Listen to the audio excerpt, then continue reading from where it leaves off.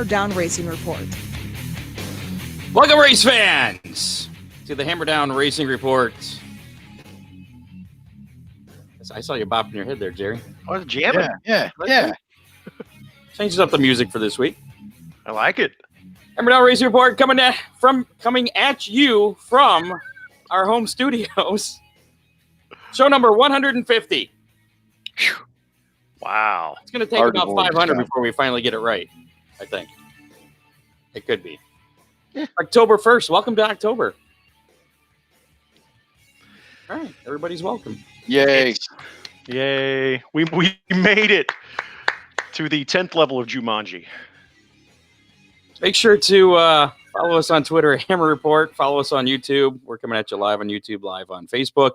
And, of course, as always, you can listen to us on demand on iHeartRadio or wherever you listen to your podcasts or get your podcasts. Google, iTunes, Spreaker, Spotify. I don't care. Doesn't matter. But if you're undecided, go for iHeart. We recommend that one because they're the ones that support us. Yeah, they got that microphone right there. That one. I still haven't made a little flag for the show. I'll make a little mic flag for the show one of these days. Baby steps, little things at a time. Shout out to Inner Circle Avenue. They do that theme for us at the beginning. You don't hear that if you're listening on iHeartRadio. It's only on our live broadcast there. iHeart doesn't like that stuff for some reason. It's weird. Anyway, on the show tonight, we got a big program for you. We're going to be talking to longtime voice of Flat Rock and Toledo Speedways, Gary Lindahl. And he's done other tracks all over Michigan. He's been around for quite a while, so I'm sure he's got some stories to tell. How well do you know Gary, Ron? Just through the years, I've been fairly active at Toledo and Flat Rock, and he's a great announcer and just a super guy. How many times has he interviewed you in Victory Lane?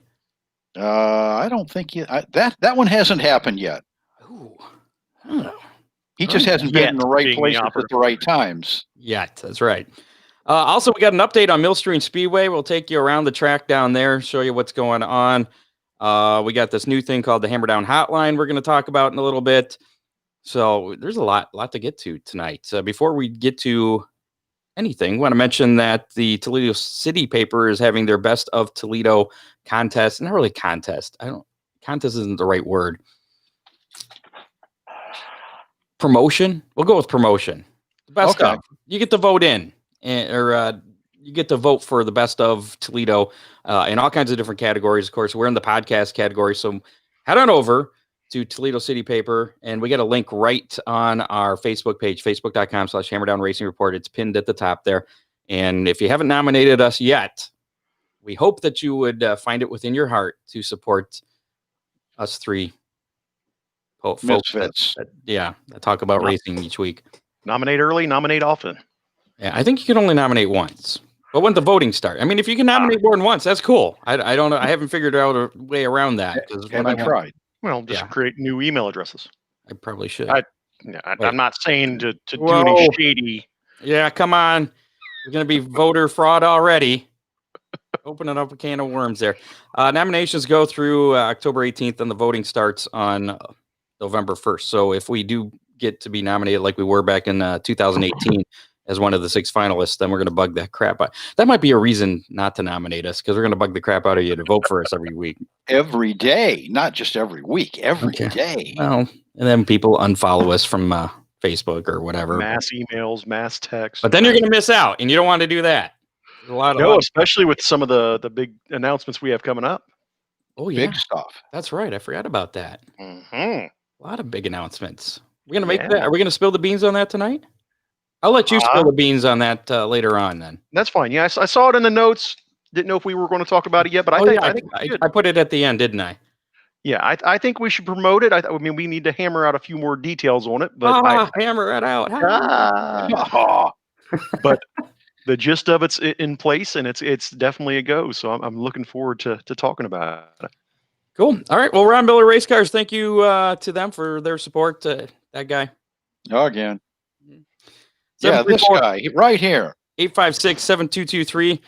Get your race cars to him if you need work done before next season. right now. Coming up is the unbusy season for you, right? When's that start? Thanksgiving? Actually, Thanksgiving kicks it back off again, Scott. Oh, You know, we're really kind of slow. Maybe to Halloween. People, I've had people calling about getting their stuff in already. I've had people calling. We've had amazing success with our Fremont truck program. Um, we've nailed down a couple of new trucks that we're going to be building this winter, and I'm encouraging them to get us going there. It's going to be a great winter. It's been an amazing summer, Scott. and next weekend, you're going to be in a truck racing at Fremont. Rumor has it. Nice. No, it'd be, who's the other guy? I can't think of his name right now. Old guy. Corey McCoy? No, he's not that old. Art Ball. Oh, Art Ball, yeah. How to get Art Ball come out of retirement and race against you? I think that'd be pretty cool. Yeah. Then you get smoked by the old man, and then you could say, hey, I got beat by an old guy. Did you see that Red Farmer is racing this weekend? Talking about old guys. Something about, I was watching Dale. 86 years old right now. He turns 87 in a couple of days. He's just recovering from COVID. The doctors have given him the green light to race. He's going to run hot laps in his heat race, see how he feels. If he feels fine, he's going to run the feature event. And he's back at it at 87 years old.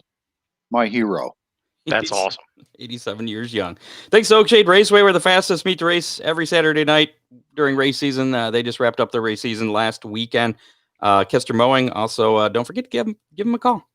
Champion of Oakshade Raceway there. So you got a champion that'll come out and cut your grass, do some seeding, weed control, insects, whatever. Insect control. Not he won't bring insect. He might if that's what you want. I suppose. But, I don't know why you'd want that. If you're willing to pay for it, yeah. I know, Steve. Last I heard, he's still looking for someone to hire. So if you're into that kind of stuff, you want to work out, you like to work outside, give Steve a call, 419-466-3801. Tell him Hammer Down Racing Report sent you. Big D's over there in Clyde. Mention the Hammer Down Racing Report, save 10% off any order. Millstream Speedway, still working to get that track open. As I mentioned, coming up a little bit later on, we're going to take you around the track. You can see the current conditions as of this past weekend. As a matter of fact, it looks like Jerry was saying, I was showing the video to them before we started here, and it's like we can go racing right now. It looks ready. A little bit of water, and So we'll show you that in just a little bit. Also, freeze frame photos for all your racetrack photos, whether on the track or in Victory Lane. Over 20 years of racing memories at Oakshade Raceway, Toledo Speedway, and other local tracks. If you want to do a photo shoot by appointment, he does that too. 419-476-9978. Now we got a little update on that controversy we were talking about last week. At the end of the show, we brought Matt Swander in. Matt Swander, hopefully he's feeling better too. He had a little bit of issue with his knee there. Missed out last race of the season flagging at Oakshade Raceway. So our thoughts are with you, Matt. He blowed her out. Yeah, you shouldn't do that. But we got an update after we did the show last week. Many phone calls were made. I'll let Jerry take the lead on this one.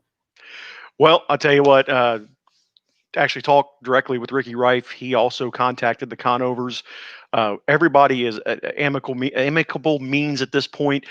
Ricky agreed that, the way he went about it may have been a little bit out of line. And like I said, everybody's been able to discuss it. Everybody's happy with each other again. Ricky, like I said, a great champion. Anybody who can win 6 features in a season at any racetrack is doing a hell of a job. And we're proud to have had a chance to talk things out with him. And everybody's, like I said, everybody's happy now. I think we're in a good place and looking forward to seeing what the 2021 brings for the Ricky Reif and all that team and the Conovers. He said he's going to be racing with the Conovers. I don't know if because he called me, he called Ron, he called everybody after the show and was apologizing. Very, very respectable thing to do. Absolutely. What I don't remember, I thought he said he would be racing at Oakshade another year before going to like Lima and Eldora, but I could be wrong.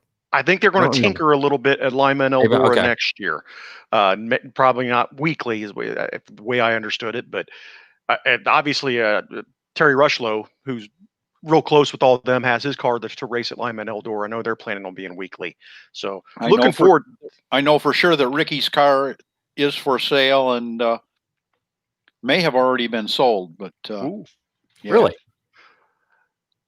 that's going to be an interesting piece for whoever ended up with that. Oh, The car he buddy. was running this past year was Yes. for sale. That's what you're telling me. Yeah. You're just now telling me this. Hello, Ron. You want Ricky's phone number? Well, no, I got it. He called me. So Yeah. I didn't know he was selling. He didn't mention that. Maybe I'll call him before you do. Okay. Whatever. Oh, we need Then who's going to announce at Oakshade? more announcers that think they can race. That's just what this world needs. You know, I don't think Gary Lindahl has spent much time behind the wheel, though. So No, see, we're safe there. He could be busy announcing a lot of tracks. Scott got a message in the chat there from Terry Rushlow letting us know that Ricky's taking a year off in 2021. Oh, okay. Thanks, Terry. Appreciate that update. Also coming up a little bit later, I'm kind of stalling now. We're going to push back the racing roundup because we're going to be hearing from Gary here in about 3 minutes or so. But coming up a little bit later on, we'll be playing How Many? Your chance to win a Big D's pizza. And you guys, I told the winner who won already because I happen to know who the winner is.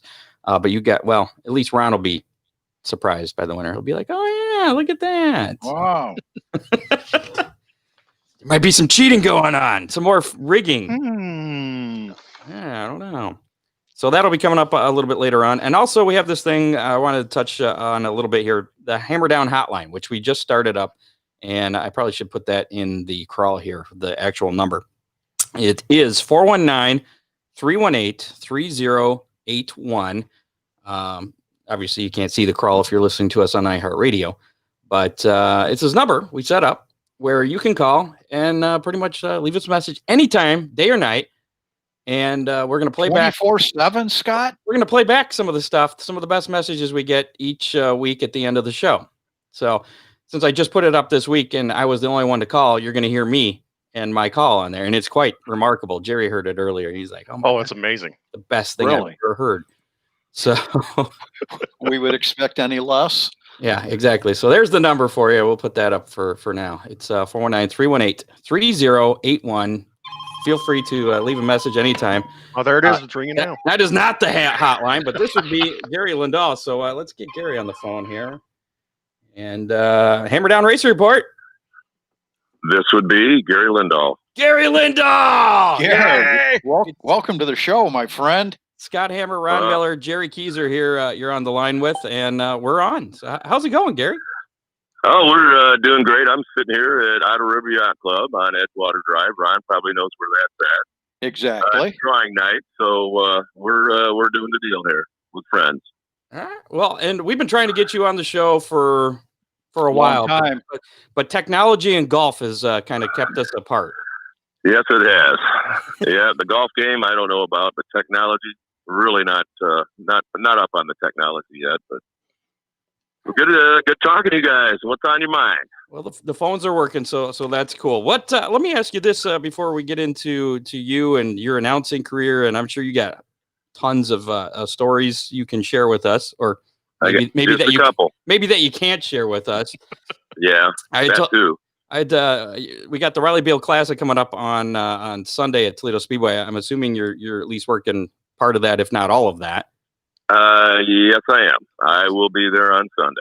All right. Well, we got It's looking like a good field of cars. It's around 24 cars and three former winners, Jerry Coons Jr., Cody Swanson, who pretty much will his own Toledo, and of course Bobby Santos, who's winning everything these days. We got three of those guys, and Ron Hemmelgarn, who sponsors that Rollie Beale Memorial Classic, is got Justin Grant, and he's leading the point standings right now, so that's cool. And we got Austin Niemeyer, a local kid that's running. I was going to say, all good. Is it looking like we're going to have some local talent? And you answered it. Wow, you don't even have to ask. You don't have to ask Gary questions. He just knows. we can just sit back. Well, I figured you guys want to know a little bit about that, and we added because we hadn't raced the Flat Rock, and we couldn't really do much racing at Toledo this year with fans. Thankfully, we have fans on Sunday. And so we added our sportsman division on a half mile and our, features only for the sportsman, the factory stocks, the street stocks from Flat Rock, and the figure eights, just features only. And if we get, 5, 6 cars, 10 cars, we're going to run them. You know what I mean? give the guys an opportunity that want to race. They'll be able to race Sunday.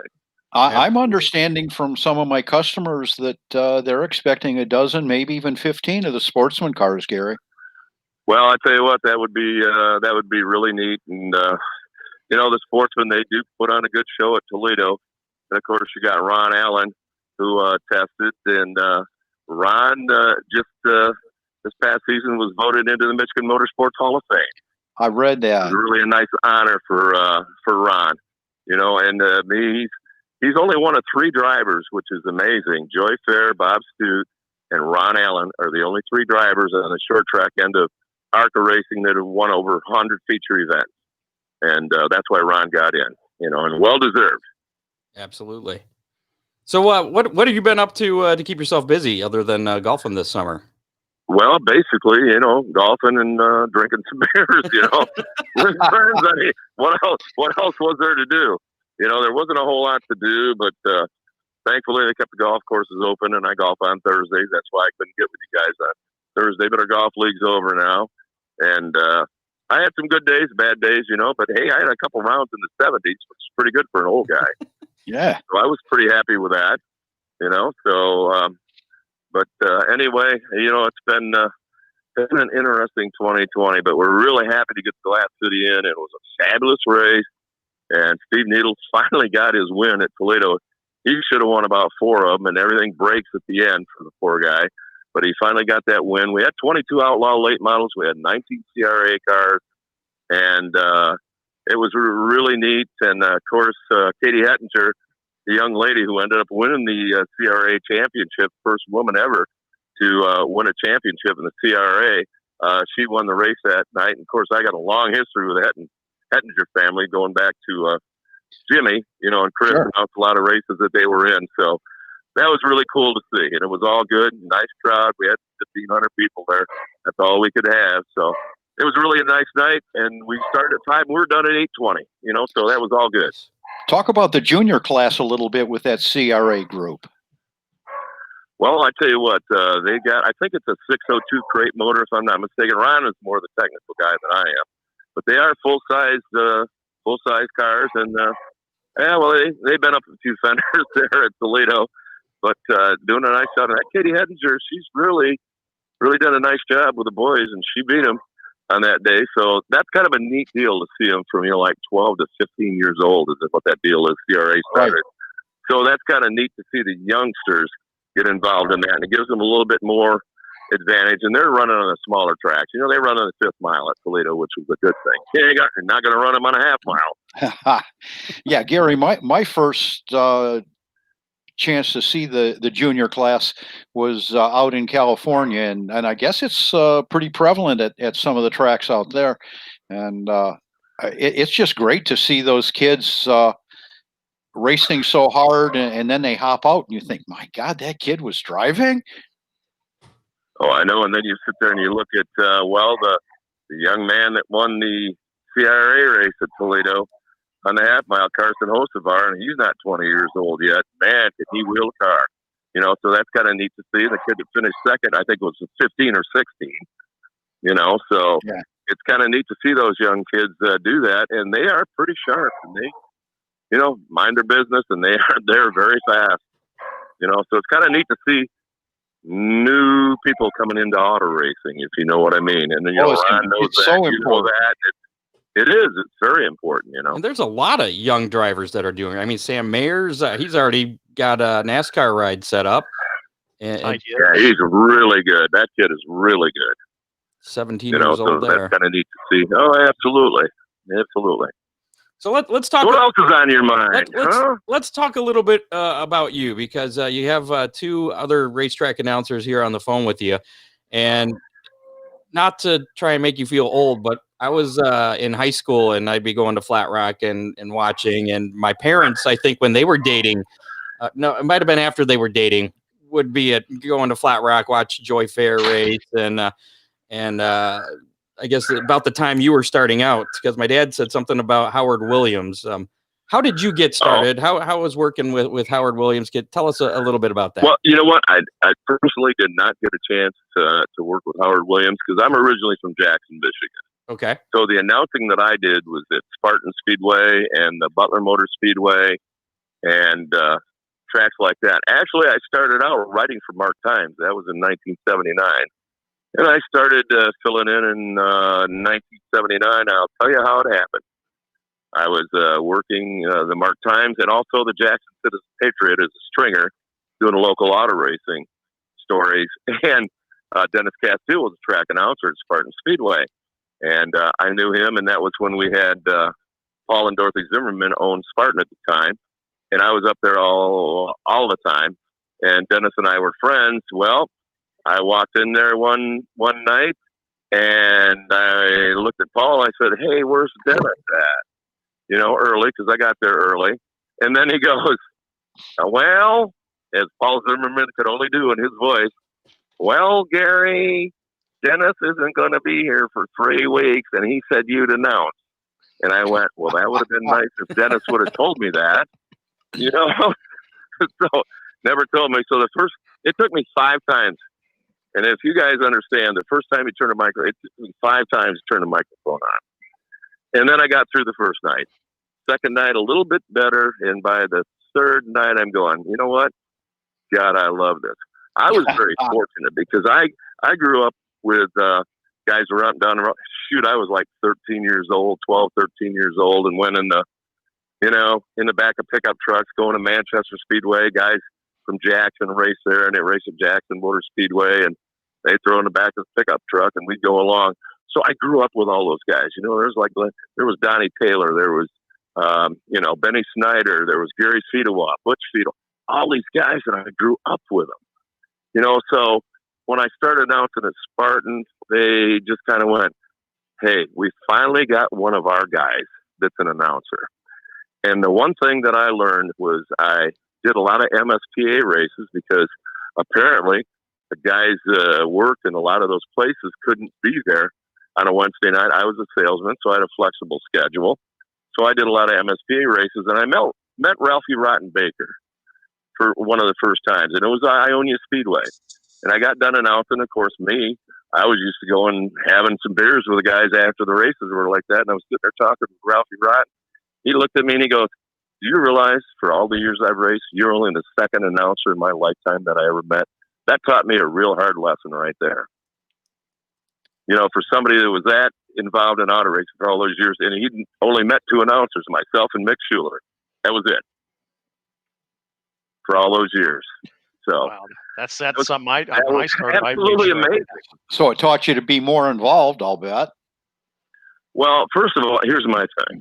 You know, and I would tell anybody that's starting out in announcing now, get off the computer, go down in the pit area, talk to the drivers. And I knew all the crew guys too. So talk to the crew guys too. And it didn't matter what division. I don't care if it was a lead sled, bomber, 4-cylinder, all the way up to the late models or sprint cars. I talked to everybody. So that's how you kind of got to be known doing those things. And it certainly helped for writing for the Mark Times for 4 years before I got involved in announcing too. So have you ever actually raced at all, or is it just the announcing? Well, here's my thing. We used to have those fun nights, and we had the train race. Mm-hmm. So Frankie Boxdance, who is a flagman now, he was a figure 8 driver. So Frankie was the wheelman. I was the brake man. And I did it first at Flat Rock or whatever like that. And those guys couldn't wait to trash us. I mean, we went down and we got the green flag. We come around through the intersection and we go into turn 1. And, the rebel, Dennis Wisman, he had to dump us right away, laughing like crazy or whatever like that. Then my chain broke at Flat Rock, So guess what? I'm sitting almost in the middle of the intersection. Well, all these cars flying by. So Frankie comes around behind me and starts pushing me. I thought he was going to push me off the racetrack. Oh, no, we're going to still race. So basically the Lindahl rule became in effect when you lose your chain, you're out of the race. But we finished the race. And then Frankie dumped me at the end of that race, and I had no, you got no motor in the brake car or anything like that. He dumps me, Spins me out. I'm sitting down there. Here comes the safety crew. Oh my God, Gary, you're on fire! And they sprayed the heck out of me with all that water and everything. So, it was just one of those things, It must have been an alcohol Toledo fire too. Yeah, no kidding. Yeah, right. Like I had a motor, so. And I couldn't do the Fred Flintstone thing and just put my feet through the floorboard and get out of the way, So, but it's been interesting, and everything, just like Ron knows, I've been around for a long, long time. And growing up in Jackson with Jackson Motor Speedway and super modified is actually the thing that I really love because that's what I grew up with. But I mean, seeing, Jim Cushman in the wing when it started in the 910. And the guys stretching, like an 8-inch tire, 6-inch tire, and welding welded stuff together so they got to stretch them out to 10-inch tires so they got a bigger right rear. And all those things growing up to see all the technology that happened through the years. I mean, it's just been an amazing thing for me and growing up. And I guess I've been around forever, like Ron. Older than dirt. Yeah, that's it. Dirt still had that. You've been around for a long time too. So, but I still enjoy announcing. I still enjoy, the people and everything. And this was a tough year. It would have been, if we had to race at Toledo, it would have been my first year since 1979 not announcing a race. Wow. So how did you get interested in racing? I mean, was that something you were interested in growing up? Well, here's the story. My dad. My mom, and I was young. I was like 4 years old in that range. And my mom was a waitress. So she was gone on the weekends on Friday night, Saturday night. And so she told my dad, take little Gary, do something with a little Gary, Well, our neighbors were race fans. So he goes, why don't you go to the races? Take him to the races at Jackson Motor Speedway. And that's basically how it started. So I was going to Jackson on Saturday nights, my dad, and then they built Lansing Motor Speedway in '56. So we found out that was on Friday night. So then we were going Friday night to Lansing, Saturday to Jackson, and then we where my dad sat, people from Monroe, Michigan, Polly and Harry Orford, who became really good friends. They had connections from Toledo Raceway Park. So as a kid, I was going to Lansing on Friday, Jackson on Saturday, and then Toledo Raceway Park on Sundays. So I got to see every bit of every good super modified racing that was going on in the Midwest. Sounds like a nice childhood, nice way to grow up. Well, it certainly was, and and if you had anything on your bucket list, probably, they closed Jackson before I became announcer. They closed 73. So, that's one place I would like to announce.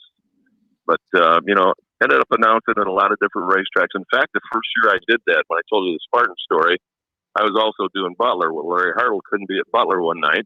And the owners found out, they go, well, you announced at Spartan. You're just good. They didn't get anybody. They just had me announce.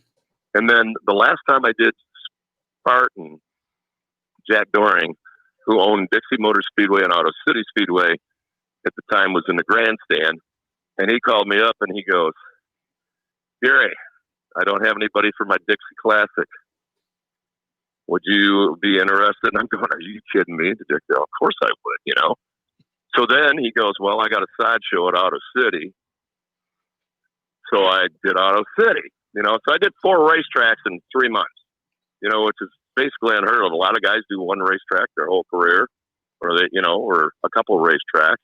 And I did 4 in 1 year, which was, really a blessing. And my claim to fame at Auto City Speedway is I announced the last dirt race and the very first pavement race there. Well, that's impressive. I was announcing at the time. Yeah, that is, So speaking of, and it was interesting. Go ahead. Go ahead. No, go ahead. I was going to say, Ron's a big proponent of dirt track racing, and you said Butler. You mentioned any other dirt tracks that you've worked at, and do you have a preference between dirt and asphalt? Scott, I love both. I love pavement and dirt. You know that. Well, I know that. Well, me, I love them both. And actually, I became the track announcer at Spartan and became the track announcer at Butler. So Friday night it was pavement, Saturday night it was dirt. And it was a whole different cast of characters.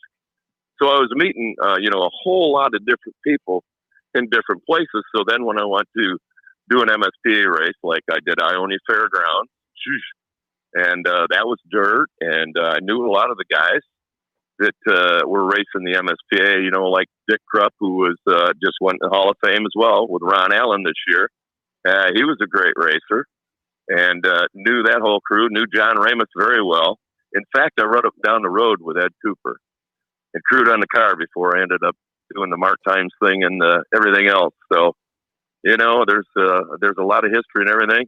And I'll also tell you this, not a lot of people know it, but I was one of the founding fathers of the Michigan Motorsports Hall of Fame. And I was one of the youngest guys. Yes, I was one of the youngest guys that was involved in starting that way back in the early 80s.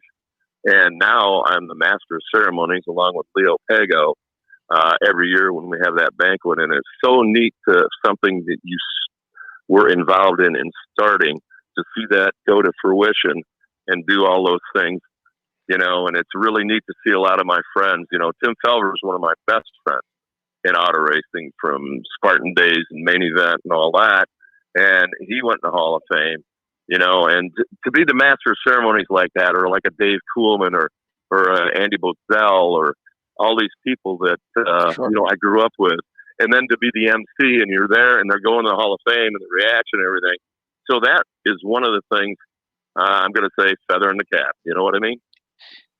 Gary, you must, working with the Mark Times, you must have known the Beebe family pretty well. I knew them very Dick well. Beebe and I knew Dick and Pat. And well, the funny thing is, and I don't know, I did some crazy things with the Mark Times. And when I was doing the, I did a quiz one time, and I was only going to do that 1 week. And I did the quiz and didn't put the answers in until the next week. And I could not believe how many people, love that quiz. And Dick had actually went to the point of telling Pat, when I continued with the quiz, told Pat, why doesn't the dumb SOB put the answers in his column? And Pat looked at him and goes, you know why, Dick? Because they got to buy the paper next week to find out the answers. Dumbass. Yep. Yep. Yep. So that was, but the Beebes, they taught me a lot, about auto racing, and I did a lot of things with them, as far as that goes. And Mick Schuler was an old Jackson boy too, so I did a lot of announcing with Mick at Kalamazoo, and that's how I got to know the Bozells and, all those other people, all the great racers down in that area. So, Jackson was at the time pretty centrally located. So I got to a lot of different racetracks and a lot of places, and sometimes, like I went to Dixie for the very first time, I announced. I went to Tri-City, the trick track. Very first time I'd ever been there. And Fred Warner called me. Did that. Very first time I'd seen that racetrack and announced. So, but I've always been blessed. And the first thing I always did was make sure that I knew the scoring crew. And that's another thing I would tell announcers. If they want to really learn their trade, is to learn how to score a race. The best thing you can do is learn how to score a race. And I'm not talking about transponders or anything like that. Look at the race. Because you guys know, if you've announced, you got basically 1 second for a moment. If there's a moment you can't look at a computer, you got to be looking at the race. And that's where I learned, from all the great scoring crews that I worked with over the years who taught me how to score, as well as doing that. And I got to give some props to the figure eight crew, because they're the ones that really took me under wing when we do Spartan stuff or whatever like that. And I'll tell you a quick story where Lookout came from. Speaking of which, we had a request in our comments here. Dutch Ferguson wants you to say Lookout. Well, I will do. I'll tell you what. I'll give you the story. All right. Little preface. I'm at Spartan doing a figure eight race. One of the first figure eight races I ever did. And they're starting to get a little closer. at the intersection, and now it looks like two guys are going to crash. Those guys are pretty good. About two guys are going to crash, and they just miss each other. And for some reason, I blurted out, "Look out!" And there's the blonde that was sitting down below me, and she had a full beer. When I yelled, "Look out," she threw that beer in the air, and everybody around her looked up and goes, "We're going to get wet." And it was right in front of me. So I'm going, you know what? I got something here. You know? So that's where the lookout came from. That's awesome. I've used it ever since.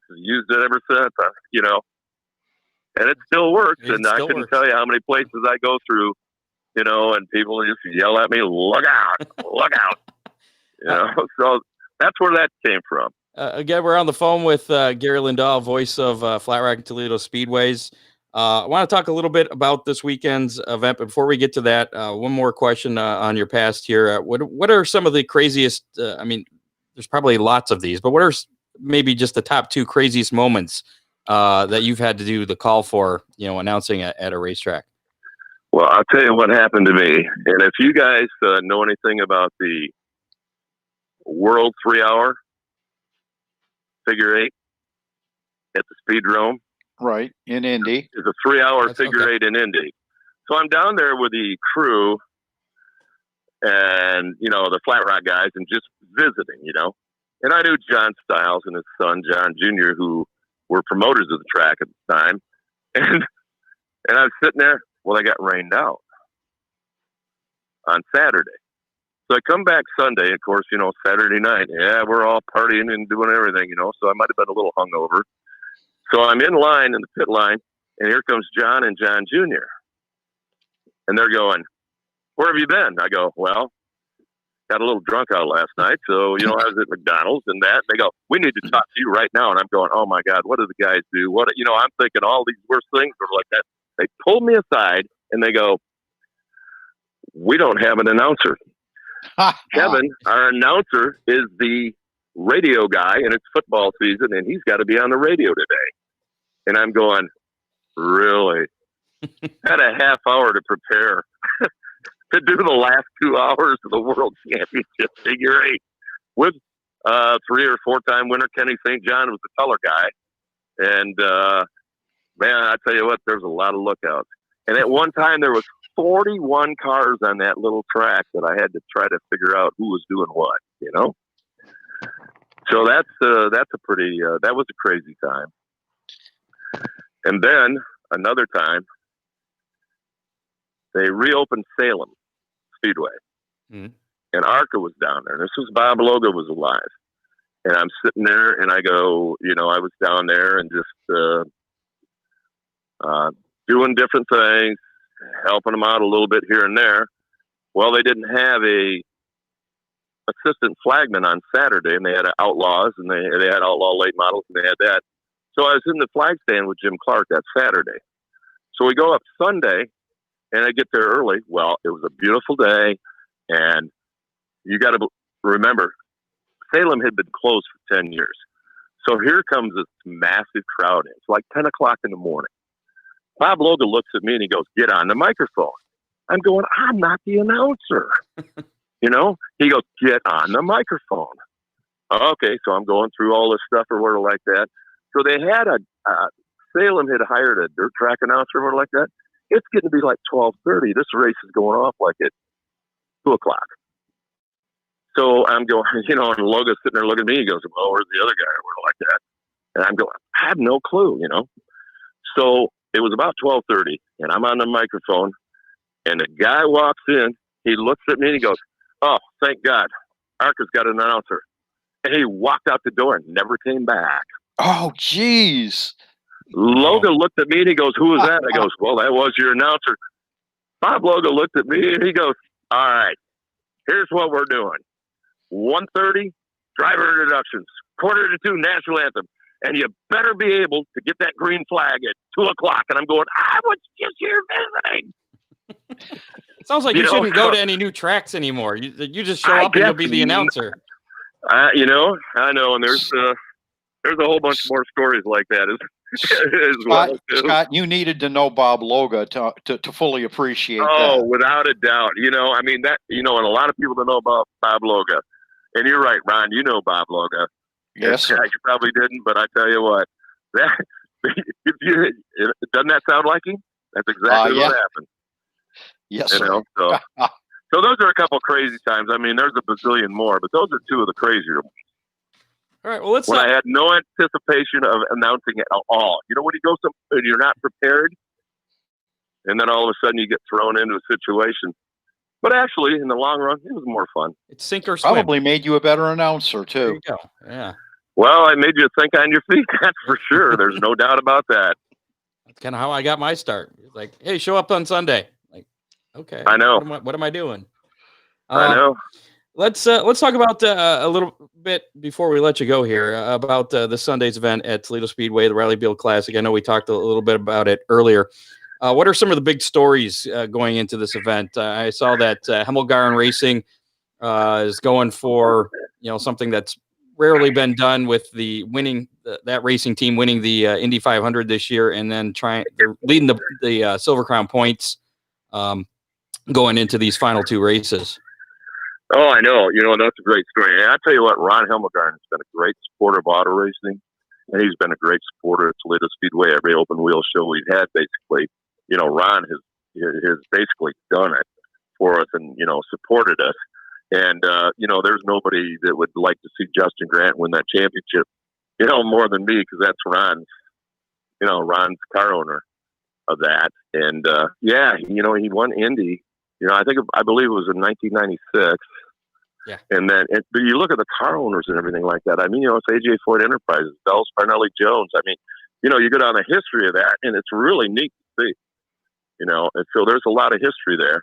And Justin Grant's really good there too. I mean, and I know those guys tested there this week, so we'll see what happens. But I'm, as an announcer, you're not supposed to root for anybody, but I kind of got a little in my heart for Austin Niemeyer, for the Niemeyer family, because I knew Jerry and the whole family very well. God, kind of grew up with Jerry, and God bless him and Godspeed to him. That I root for those guys too. You got a little rooting interest here and there, but the guys. I was going to say that was going to be my next question. Who are your picks for the ones to watch this weekend? Well, I'm going to tell you right now. I don't. Cody Swanson is just absolutely fabulous at Toledo. I got to say that. I think he's won 4 times, and Bobby Santos has been winning everything, and really good guy, and of course Jerry Coons Jr. hasn't been racing as much, but he's also a past winner there. So those are basically the guys that I'd really be looking for. Justin Grant's got every opportunity to win that race too, but if I had to pick one guy, Cody Swanson would be it until somebody beats him. And Santos would probably be right there with him. That's what I'm thinking. All right, sounds good. Any picks? I don't know if you know this or not, but do you know if there's an alternative date or anything or some kind of plan should the R word happen on Sunday? I could not tell you, and I don't think there's a rain date. Okay. You're not supposed to say the R word, though. That's always what I've been told. No. Yeah, right. Do you know of tickets still available for that? I know you're probably not the one to talk to if somebody asks me. Well, I believe they are, and I think what happens is they did online sales. Yeah. And they're probably cut off like like Friday maybe night 5 o'clock on Friday. Yeah, Friday at 5 o'clock. And then they have the walk up, which the gates open at 11. So I'm sure they would have tickets available at 11 o'clock on Sunday. ToledoSpeedway.com. I'm sure we'll have all the information there that they do. Need. So I know us three plan on going out there Sunday. So we'll see you out there at Toledo Speedway for the Rollie Beale Classic. That'll be a good time. That's awesome. Always good to see that. Always good to see the old guy, Ron. So hey, come on now. God love you. You're still racing. I root for you, dang it. But anyway. Thank you. Somebody has to. Here I am talking to a Ron and Scott. Who do I work for? Ron and Scott. Yeah.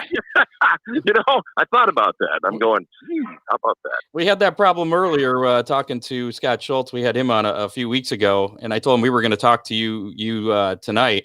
And he's like, that's your problem. Oh, yeah. That's usually the way that goes, too. And Scott and I probably been together for, it's got to be 40 years, close to it.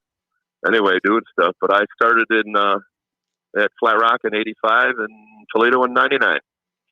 Nice. And any plans to walk away from it anytime soon, or you in this for the long run, like Ron? Well, as long as I can still walk up the stairs and still get behind the microphone and still remember names, I'm good to go. There you go. So I got no plans. No plans to quit yet. I understand Nobody that will one. let me. Nobody will let me. Well, yeah, you'll just show up at another track. You'll have another job.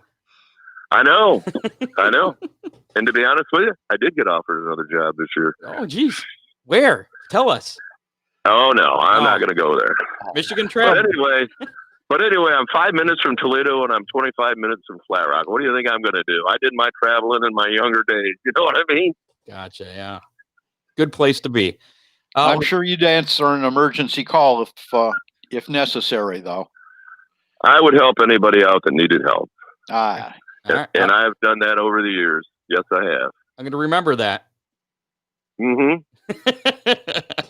All right, Gary. Oh, boy. Gary Lindahl, again, we appreciate the time.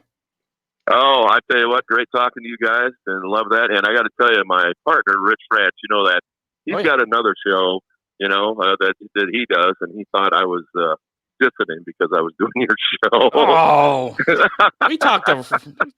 Oh, I know you talked to Rich. Yeah. But I got to dog him a little bit. You know what I mean? Oh, that's fine. I can. He said he was watching your show tonight, seeing what's going to happen. I said, well, I'm just calling in, so put a picture of me next to you, okay? That's what I forgot to do. We got text on the screen. Just says Gary Lindahl on the phone. So okay, next time. All right, we'll get it next time. So there you go. All right, and man. we made it through this one, so obviously there'll be a return engagement. Oh, of course. There's more stories. All right, looking forward to it. There's many more stories. Good talking to you guys. Yeah, we'll see you. Appreciate it, Gary. Toledo on Sunday. All right. Yeah, Good talking to you, Scott. Good talking to you, Ron, as always. All right. Especially Ron. I'm for the old guys myself. Yeah. All right. We'll see you guys. All right. Bye. Gary Lindahl. He meant to say goodbye to you too, Jerry. I'm sorry. You're the new guy still. Here's the thing. I'm the youngest of the three of us. So he was being nice talking to the old guys. Okay. Yeah. That's not much of a challenge here. So we still have that update for what's going on down at Millstream Speedway. Some video there for that. We have the Hammer Down Hotline. We got a lot to do here still. How about we go through the racing roundup from last week? All the action, Jerry. Sounds good. This week's racing roundup, starting with Oakshade Raceway. Rusty Smith picked up his 6th Sportsman Feature win of the year. Casey Noonan won in the topless late models. Adam Lance picking up the Bomber A. Going back to the late models, got to give a shout out to Jeff Geis. Had a great run going, led over half of that race. Cautions kind of caught up to him. Casey was able to run him down, but still a great show by Jeff Geis, nearly picking up his first win of 2020 at Oakshade.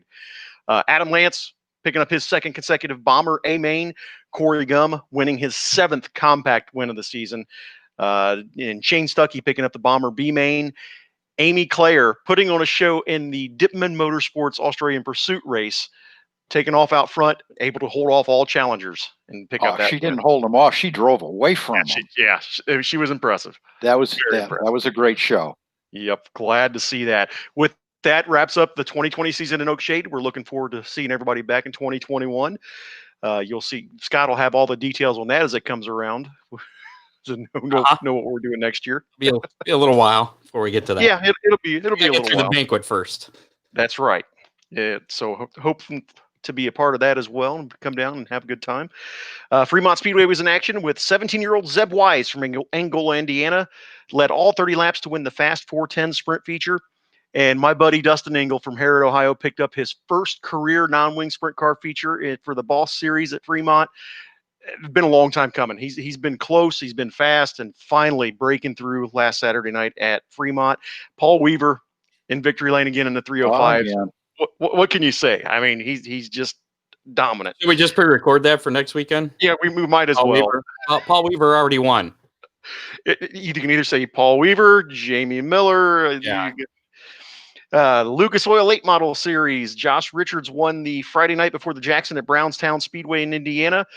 Tim McCready went to Victory Lane in Saturday's 41st annual Jackson 100 at Brownstown. Next up for the Lucas Oil Late Models, the Great Lakes 50 at Raceway 7 has been canceled due to forecasted rain.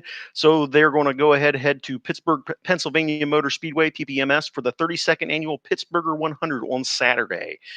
The Ollie's Bargain Outlet All-Stars were off this week. They're back in action on October 9th and October 10th at Fremont Speedway for the Jim Ford Classic.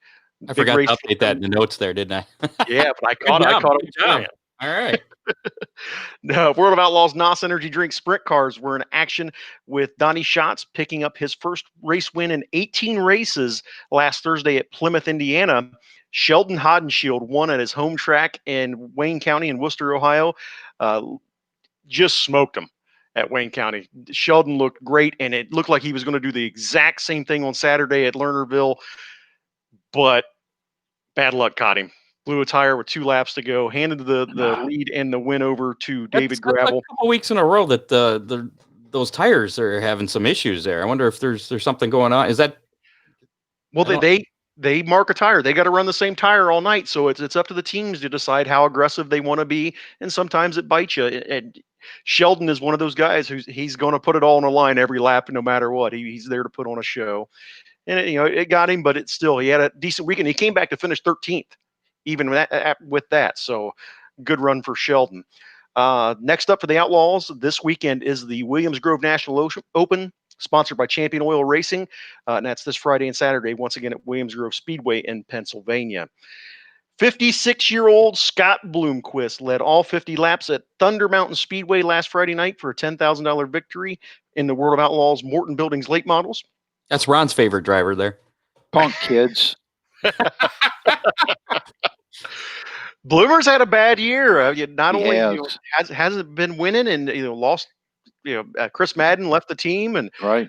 So read some stories. People thought he was on a decline. I don't think Scott Bloomquist is going anywhere for a while. The droop rule or something. Trying to figure out that, I believe, was some of the issues that Bloomquist has been having this year. And if anybody thinks that he ain't going to figure it out, they're probably sorely mistaken. So we'll see how it goes the remainder of this year and heading into the next year for Bloomquist. Saturday night, Brandon Shepard beat Jared Miley by 0.302 seconds, just over 0.3 of a second. An exciting green-white checkered finish at Thunder Mountain for the $10,000 win. Next up for the World of Outlaws late models is the Mike Duval Memorial at Cherokee Speedway in South Carolina this Friday, and then at 411 Speedway in Tennessee on Saturday. In the Arca Menard Series, Ty Gibbs notched the win Saturday night at Memphis International Raceway in the Sioux Chief Power Pex 200. It was his second consecutive win and the 6th of the season. Sam Mayer, who we've talked about a lot this year as well, finished second, and he wrapped up the Sioux Chief Showdown Championship. Next up for the Arca Menard Series, the Illinois Truck and Equipment Allen Crown 100 at the Springfield Mile at the Illinois State Fairgrounds on the dirt on this Sunday. 1 mile dirt fairgrounds track. Fun place. Cool. Is that the one that is it Doug Drown that runs that sometimes? There's some late model guy that runs that with the no. Who am I thinking of? 24 car. Fager? I don't know. It's not that important. Keep going. They're in DuQuoin. Those are two of the coolest races of the year for the Arca. Shame COVID's taking DuQuoin away from us, but at least we get Springfield in this year. So that's on Sunday at 3 p.m. on MAV TV if anybody's interested in watching that, if we're not at Toledo enjoying the Silver Crown races. Austin Hill won Friday's World of Wingate 200 NASCAR Gander RV and Outdoor Truck Series race at Las Vegas Motor Speedway and NASCAR events over the weekend. Chase Briscoe dominated in NASCAR Xfinity Series race in the Alsco 300 at Vegas for his 8th win of the season. I'm telling you, between him and Larson, it's a coin flip who should be moving up next year. So we'll see who Stewart wants to get in that car first. Kurt Busch beat Scott's guy, Matt DiBenedetto, in Sunday evening's South Point 400 Cup race at Vegas. Next up for NASCAR, Talladega Super Speedway for all 3 series this weekend. The truck series will be the Talladega 250 Saturday at 1 p.m. on Fox Sports 1. The Xfinity Series Ag Pro 300 will be on Saturday at 4:30 p.m. And then the Cup Series will be on Sunday. The Yellowwood 500 at 2 p.m. on NBC and Buckeye Country 103.7. And that'll do it for this week's racing roundup. I'm picking Kyle Larson to win the spring race at Bristol. I think that's probably... I saw a meme earlier today. I think it was a picture of Larson looking like Superman or something, and it said something about Larson just heard they're racing dirt at Bristol or something like that. Oh, that was a spoiler alert. That was your big announcement, Scott. What? What are you talking about? If Chase Briscoe moves up, you better not hand the win over quite yet to Mr. Larson. So I don't know. A couple of news stories to get to here before we get to that Millstream update and everything else we got to do here. It took only 8 races for Gracie Trotter to enter her name in the history books. The 19-year-old drove away with the win in the General Tire 150 Saturday at the Bull Ring at Las Vegas Motor Speedway. In the process, Trotter became the first female winner of an ARCA-sanctioned event. Trotter fended off BMR teammate Gio Scelzi on a late race restart with 10 laps to go, and then drove away to win by almost a second. ARCA Menards Series West points leader Jesse Love finished third to give BMR a sweep of the podium. So that was what used to be the K&N West Series, now ARCA West Series female picking up a win there. So another name maybe to look for, joining the likes of Haley Deegan and Natalie Decker. Speaking of Natalie Decker, we'll skip ahead here. She was forced to withdraw from the Las Vegas truck race just before the start of it last weekend. I believe it was Friday night, as a matter of fact. Her truck was all ready to run, and she went to the medical center, I guess, as everybody does, for clearance to race, and they deemed that she was not fit to race, forcing her to pull out moments before the start of the race. Decker tweeted out the following on Saturday, quote, "I know all of you are wondering what happened and what is going on. We are boarding soon to get back home where there will be more tests run so they can further evaluate and diagnose. I will let you know as soon as that is complete. Thank you for all your prayers and support," unquote. Of course, she had surgery to have her gallbladder removed last December and had some issues with the recovery for that. So she's had some medical issues this year. I haven't seen any updates since Saturday as to what's going on there. So I don't know if she's going to be in the race this weekend or not.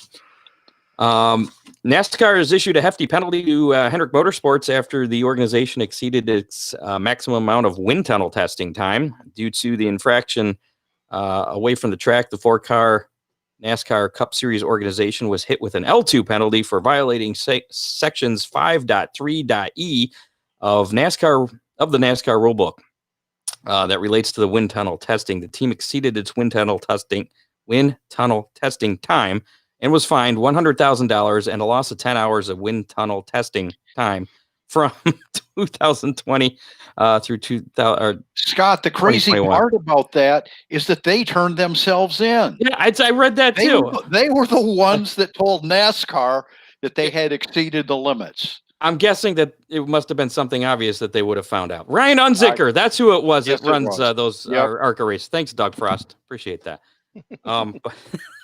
But yeah, I saw that too, that they turned themselves in. I'm guessing that they only did that because they were going to get caught anyways. But what hurts the most probably is the 10 hours of testing time that they're going to lose out on from next year. So, speaking of Hendrick Motorsports. Yeah. Oh, okay. Chad Knaus is ending his tenure as the NASCAR Cup Series crew chief. Knaus, a winner of 7 NASCAR Cup Series championships with Jimmy Johnson at Hendrick Motorsports, has been promoted to vice president of competition for the team. He'll assume the role following the conclusion of the current season. Knaus will oversee the technical development of Hendrick Motorsports' entire stable of race cars, including its implementation of NASCAR's 2022 next-gen vehicle, which apparently he's going to lose out on 10 hours of wind tunnel testing for that. So, oops. Yeah. Test his technical skills there. Did you see who was announced as the latest driver to join the SRX series, the Superstar Racing Experience series? Tony Stewart. Who dat? Chalk one up for the old guys. It's an old guy. It's a very old guy. I think he might be very old. He's got to be. He's got to be getting up there. Awesome Bill from Dawsonville. All right. Bill Elliott is the latest one to be announced for that series. It's going to be an interesting series next year. I agree. To watch a lot of big names there. But very entertaining guys, too. Not just your run-of-the-mill guys that are boring interviews. I mean, we're talking guys like Bobby Labonte, who's always been a fun interview to watch. Bill Elliott's always been great to hear talk. A lot of personality in that series. Yes. NASCAR released the I'm not giving up on Darrell Waltrip. That'd be interesting. He would fit in. Jaws. Although after that, late model ride. Yes, you know exactly what I'm talking about. Eldora with Tony Stewart. Yep. I don't know that he's got the cojones to do that anymore. Well, that's a little different to be sitting on the right that's side. True. Yeah, and with Tony not in control. Exactly. They give him a fake steering wheel though to hang on to. Go for was a there ride a steering wheel or was it just a bar on that one? For a ride with you. Yeah. So moving on, NASCAR released the. I pay to see that. The 2021 NASCAR Cup Series schedule yesterday. The 36 race schedule includes races at 3 new road courses. And as we mentioned a little bit ago, we talked about this last week. It was speculation at that point, but now it's been confirmed. The first dirt track race in Cup Series action in over 50 years will be at Bristol in March. The new tracks added to the schedule include the Circuit of Americas road course, Road America, and the Indianapolis Motor Speedway road course. And not on the schedule is Nashville Super Speedway. Or no, I'm sorry, Nashville Super Speedway is back on the schedule. And gone is Chicago. And Kentucky. Yeah. So and this is my headache with that whole deal. I agree there was too many 1.5 mile ovals, cookie cutter tracks. But you just took away 2 of the most exciting ones that you have all year. Chicago and Kentucky every year put on some of the greatest races that they have. Mm-hmm. There were other events that I think they could have moved without taking. There were tracks that still have 2 races that didn't deserve them. Why would you take one away from, 2 of your best events? In their defense, put more. They're damned if they do, and they're damned if they don't. I know. There's going to be some people that are happy with the changes, some people that aren't. And if I want to watch road courses, I'll watch IndyCar. Speaking of IndyCar, and that's about all they've got. Speaking of IndyCar, the 2021 calendar for IndyCar has been released, and it has less ovals and more road courses as well. Both series kind of going toward the road course thing here, although IndyCar has been more street circuit and road course centric than the NASCAR has ever been. Iowa Speedway is missing from the 2021 schedule for IndyCar this year, and the Circuit of Americas, which they debuted at in 2019. So, and I know there was a big to-do with that, and was it Texas Motor Speedway? Because they scheduled the F1 race, I think, the same day as the NASCAR race, and that both those are down there in Texas. So, interesting to see that NASCAR is going to that. And speaking of Texas Speedway, they're going to host a doubleheader for IndyCar. So maybe IndyCar's mad at Circuit of the Americas. I don't know. Just getting back. And that's going to be before the Indianapolis 500. So a couple of ovals before the Indianapolis 500, because that's going to be early in May at Texas. And that's all the news that I have. That's fit to print. Oh. So should we do how many, or should we check out the Millstream Speedway preview? Which would you guys like to do next? Let's do how many. All right. Well, last week's how many was how many fast 410s were going to be at Fremont Speedway on Saturday night. And I went off the number of cars that qualified, which was... Why are you... I was like, what are you doing? That's great. Awesome. We need to get that. Don't cover the mic. That's radio gold right there. Oh, that one could have been too. I stifled it. 33. It was the actual number. 33 fast 410 sprint cars. Of course, Zeb Wise picking up the win there. And our winner on the show was Mr. Miller. He guessed 32. Congratulations. Oh, baby.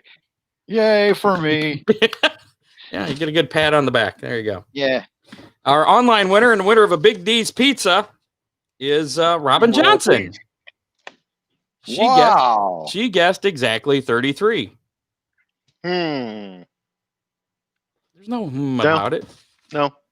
I didn't help her because my guess was wrong. So that's my crew chief, if anybody's wondering. So So congratulations, sir. Get with Dean Henry. Get your Big D's Pizza. Congratulations on that. This week's How Many? We've been talking about Toledo Speedway and the USAC Silver Crown race. A little bit different number this time.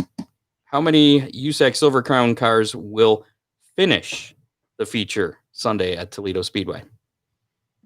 Finish the feature, yes. If you want to play along online, put your guesses in now in the comments for our Facebook Live. They don't count on our YouTube Live. We appreciate you watching us on YouTube, but after you're done watching over there, head on over our Facebook, find it, put your number, guess in there. If you guess more than once, you're black flagged. I forgot to bring the black flag home again. I keep forgetting to do that. I tried to hand it to you Saturday. Yeah. So Ron, you picked up the win last week, so you get to guess first this week. How many USAC cars are going to finish that feature? 18.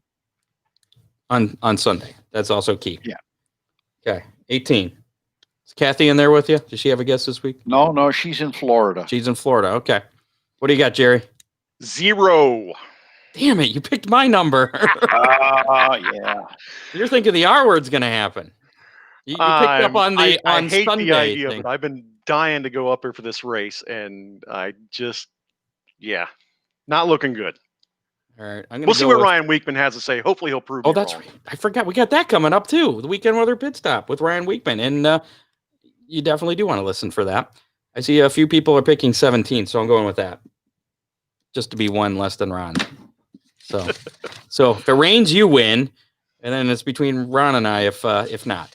So we'll see how that works out. Again, I went the wrong way again. Put your guesses in. If you're listening to us on iHeartRadio or iTunes or whatever podcast, not listening live, feel free to find our Facebook, facebook.com/Hammerdown Racing Report. Find this video. It should be somewhere toward the top there. I don't post that much on there. And just in your comments, put your guess in. You have until, we'll say, noon on Sunday to get in on this. And if two people guess the same number, whoever guessed first gets credit for it.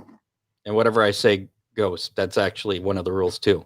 So, and the rules are subject to change at any time.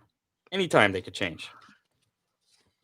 All right, now let's check out Millstream Speedway. We've been talking about them, and Scott Warner's been doing a lot of work down there. And unfortunately, this COVID-19 thing has kind of put a crimp in his plans to reopen the track this year. Originally planned to have some races in August and September. It's now October. It's not looking like that's going to happen. But work has continued down there, and I talked to him this afternoon. Things sound pretty positive going forward. And here's a little video we kind of put together here, and kind of show what you think, Scott? Maybe a race early January?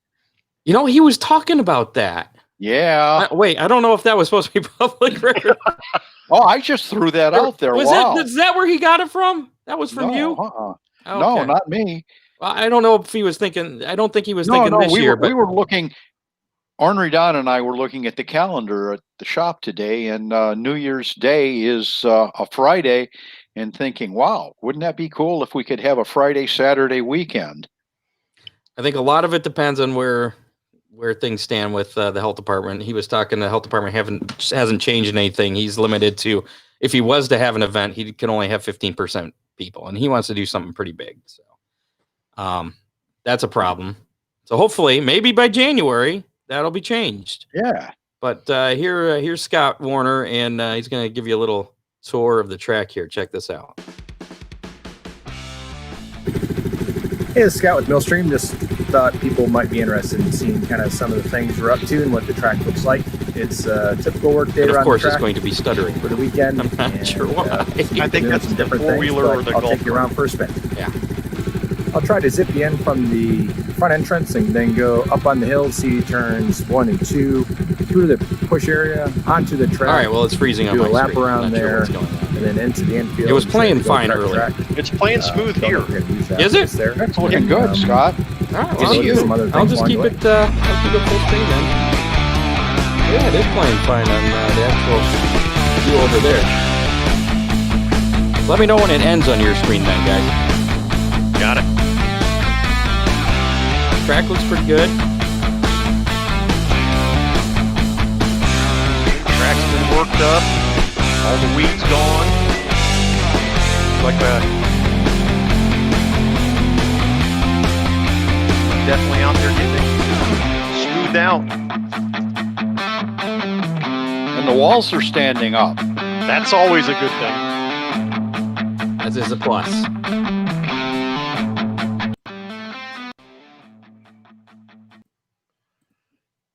I think you're there, Scott. There you go. See, and he's not even on the track on my screen. No, he's on the infield now. Well, that's what happens when we try and do some new technology here. Going through 3 and 4 right now. He's on the backstretch on my screen. Yeah, he's up now. He's back in the pits. I'm in turn 3 now. we're all in different places. I'm not sure. Not sure what. Well, it's over on my end. It's a black screen now. Oh, okay. Well, we'll go with that then.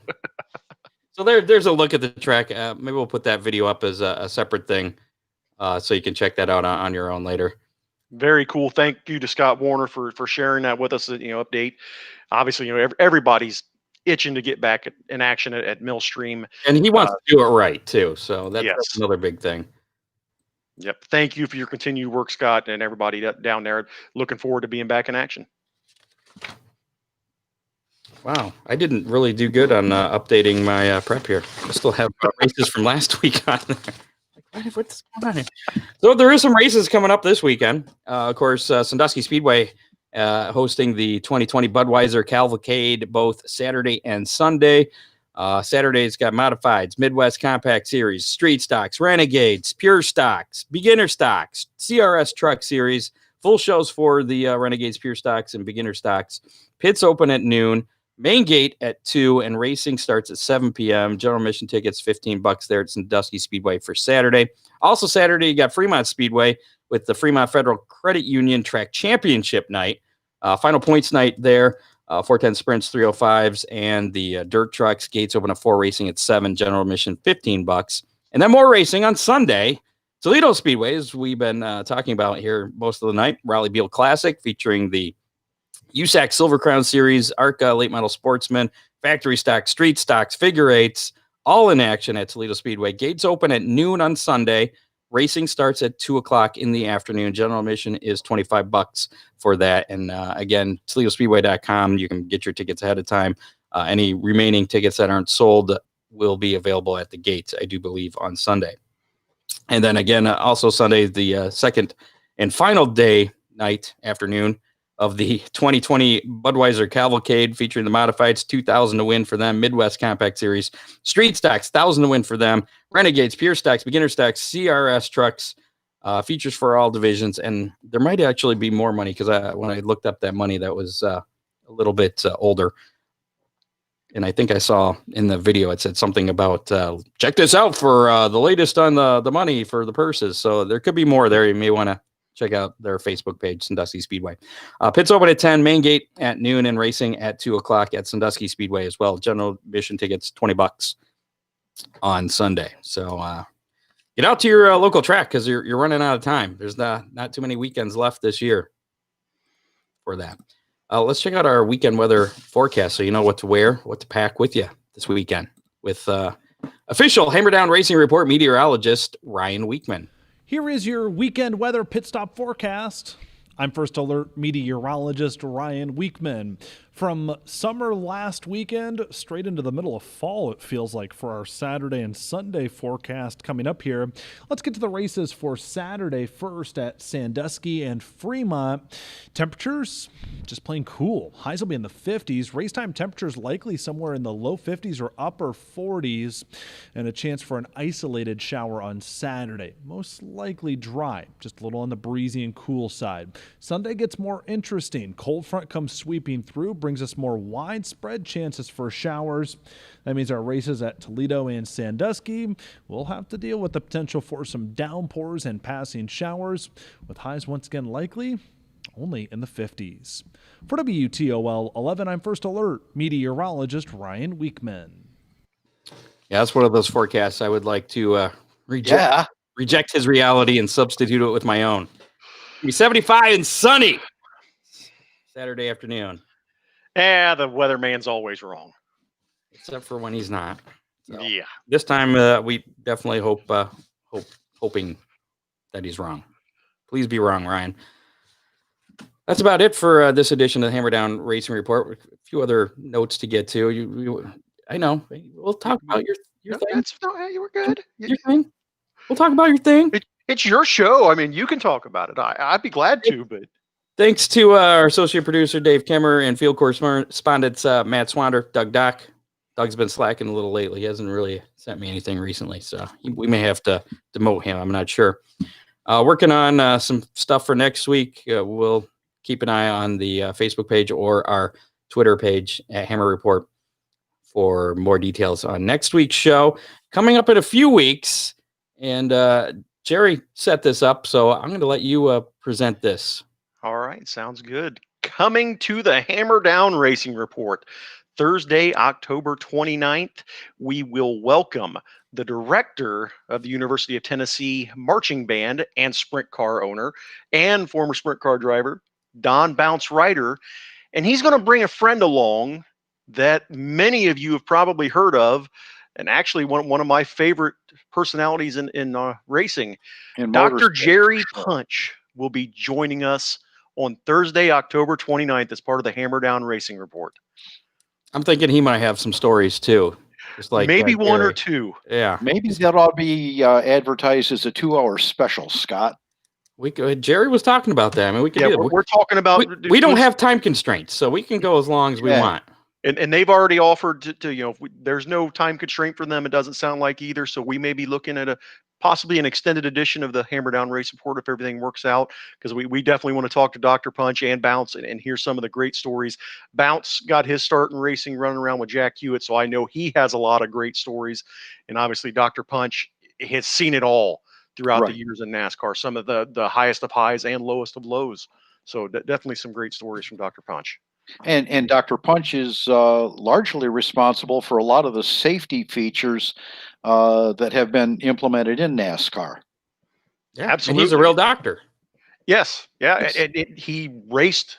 He got his start in racing by racing himself down in, he grew up in Hickory, North Carolina. He was also the technical director for the Days of Thunder movie in 1990 with Tom Cruise. Dr. Punch has really done it and seen it all in racing. And I am so excited to have him be on our show. Oh, I take that back about Doug Dock. He responded. I forgot. He did give me a lot of work. He's trying to get us to switch a streaming thing, and I haven't had a chance to get to that. So Doug, thank you. I apologize. You're not demoted. You can retain your position. We'll even give you a 100% pay raise. Awesome. Double his pay. Wow. Double. Yes, exactly. Well deserved, Doug. So we're back. Well, before we talk about next week, I got to thank our sponsors once again, because without them, we wouldn't be able to do this each week. They cover the costs associated with this, since we have been ousted from the official studio. You've never actually been to our official studios yet, Jerry. No. It sounds like things are starting to come back a little bit. They're starting to let some of the brokered shows in, but there's a lot of restrictions. You can't have any guests, and you can only have 1 or 2 people. So it's starting to come back, to get back into the studios, but I think it's going to be a little while. So we're probably going to remain in this format for the foreseeable future. I'd be surprised before the Hangover race, otherwise known as New Year's Day to non-racing people. But anyways, thanks. Hangover on New Year's Day.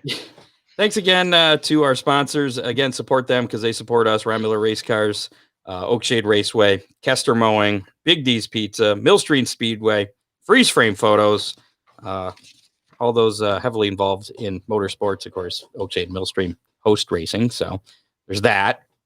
But we'll be back next week with another show starting at 7 o'clock live on Facebook and YouTube. And, of course, you can always listen to us on demand on iHeartRadio, iTunes, Spotify. What are some of the other ones? There's other podcasts. I listen to Google Podcast, Apple Podcast. If it's a podcast, Stitcher. We're on there. Stitcher, yes. We're on there. I get emails from them, too. Here's an update from your thing. Yeah. So, anyways, we started this Hammer Down hotline last week, and we're going to end the show with these Hammer Down hotline calls. So if you want to be part of the show, anytime, I highly recommend calling after a night of heavy drinking. I think that would be fun too. really, it's kind of open to anything. If you're a racer and you have like some announcement you want to make about you, hey, this is Scott Hammer. I got a brand new car. I'm debuting at Fremont this weekend. Come on out, check it out. If you're a fan, hey, Ron Miller's the best racer in the world, man. Just want to say, cool, whatever you got. If you're a sponsor, you're calling it right now. Programming it in now. Oh, your program. Okay. So put it on speed dial. Once again, that number, if you can't see it on your screen, you're listening to us on iHeartRadio. It's 419-318-3081. And that number, you can find that on our Facebook page as well. So, and again, that's 419-318-3081. Yes. Pause what you're watching right now. If you're not doing the live thing, go get a pen and paper, come right back, unpause it, 419-318-3081. You're all set. So here is the very first Hammer Down hotline.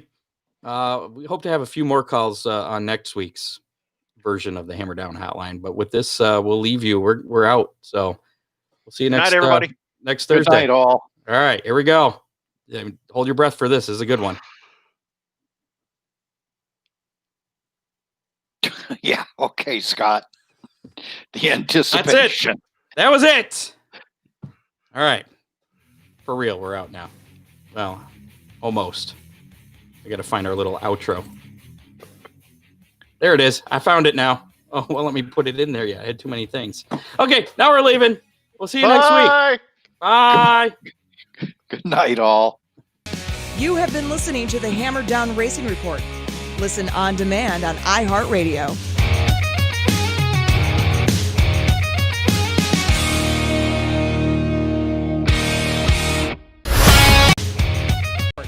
Listen on demand.